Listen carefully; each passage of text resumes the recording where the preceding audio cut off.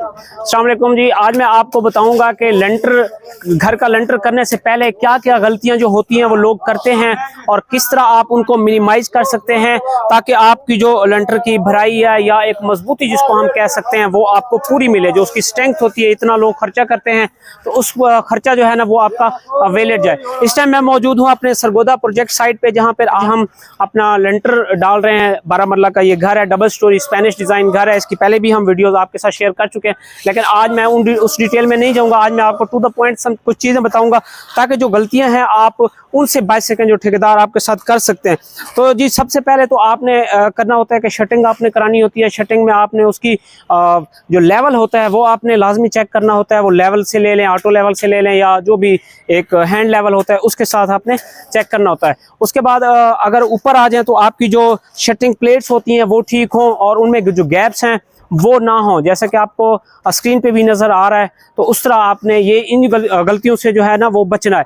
उसके बाद अगर हम आ जाए कि स्टील जब फिक्स हो रहा होता है तो उसमें कौन कौन सी गलतियां हैं या कौन सी जो ठेकेदार है वो डंडियां मार सकता है, वो मैं आज आपको बताऊंगा। लेट्स सपोज मैं अपनी मिसाल अगर करूं तो हम 8 बाय 8 इंच का एक बॉक्स दे रहे हैं और 4 सूत्र का स्टील है और 3 सूत्र का स्टील है। जो 4 सूत्र स्टील होता है, मैं कैमरामैन को दिखाऊंगा, ये अगर 4 सूत्र जो है ना वो अलोंग द विड्थ जो होता है, मैं इधर से आपको बता देता हूँ, जो 4 सूत्र का होता है या बड़ा सरिया होता है वो उसको मेन स्टील कहते हैं। वो अलोंग द विड्थ होना चाहिए और नीचे होना चाहिए, क्योंकि बेंडिंग मूवमेंट जो होती है वो उसको ये रेजिस्ट करता है।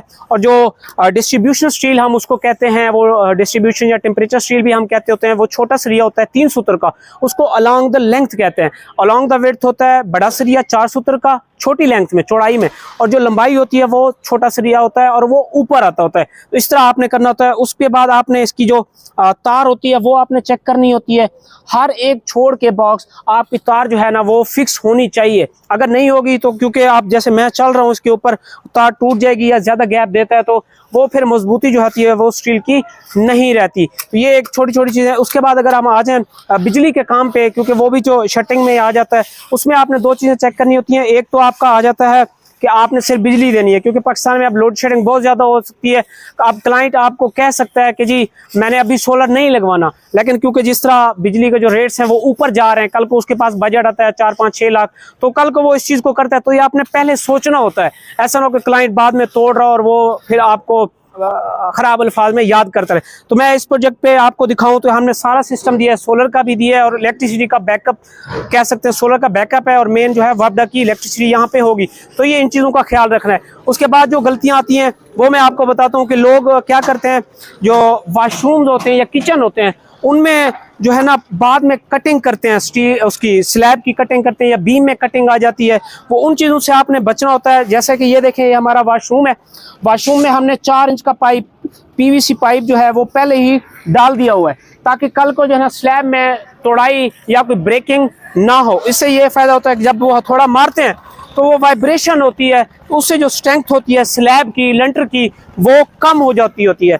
फिर अगर हम आ जाएं, ये स्टील की हो गई, इलेक्ट्रिशियन की हो गई, जब भराई हो रही होती है तो भराई में आपने क्या चेक करना होता है, भराई में आपने चेक करना होता है कि 1, 2, 4 की रेशो वो आपने पहले चेक करनी है। उसके बाद उसने एक बंदा अपना खड़ा कर दें जो मशीन के साथ है, मिक्सिंग चेक करे, उसकी प्रॉपर मिक्सिंग हो। समटाइम जो आपके चीज़ें होती हैं, बीम होता है, तो उसमें थोड़ा सा जो है ना लूज मटेरियल नहीं यूज़ करना, थोड़ा सा थिक मटेरियल यूज़ करना है आपने बीम में। स्लैब में हल्का सा लूज चल जाता है, तो ये चीज़ें हैं।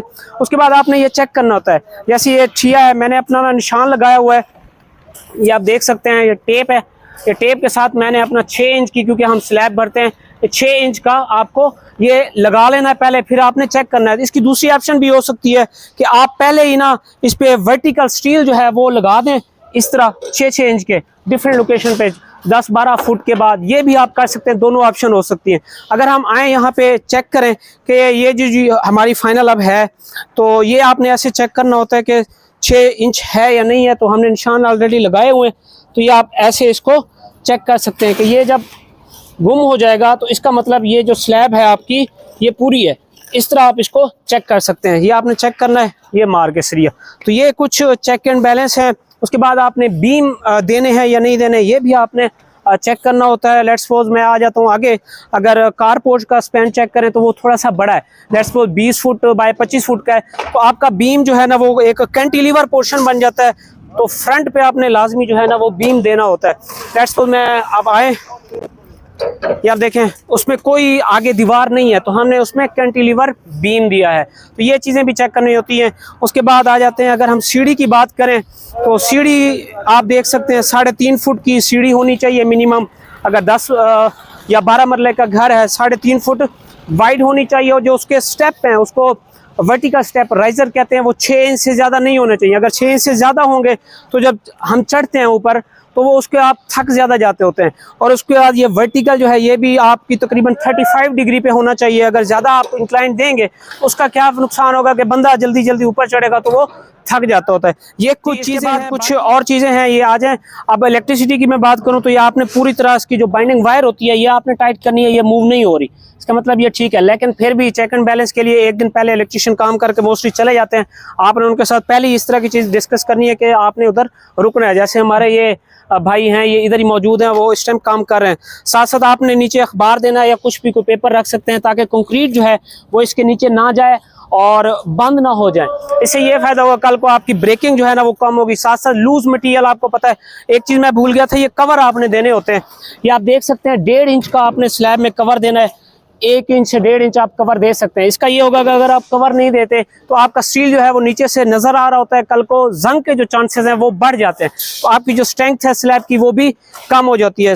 लूज मटेरियल की मैं बात कर रहा था, जैसे ये लूज मटेरियल पड़ा है, ये लूज मटेरियल आपने उठाना होता है लाजमी, क्योंकि ये फिर कंक्रीट में चला जाता है तो वो भी स्ट्रेंथ को रिड्यूस करता है। जैसे ये पड़ा हुआ है तो ये आपने खुद चेक करना होता है। ये छोटी छोटी मिस्टेक्स हैं जो आपने लेंटर डालने से पहले ये अपनी खुद चेक एंड बैलेंस करनी है, ताकि जो आप पैसे लगा रहे हैं या ठेकेदार को जिसको कॉन्ट्रैक्ट दिया हुआ है उससे जो आपकी पूरी स्ट्रेंथ, पैसे भी लगा रहे हैं तो स्ट्रेंथ आपकी पूरी अचीव हो सके।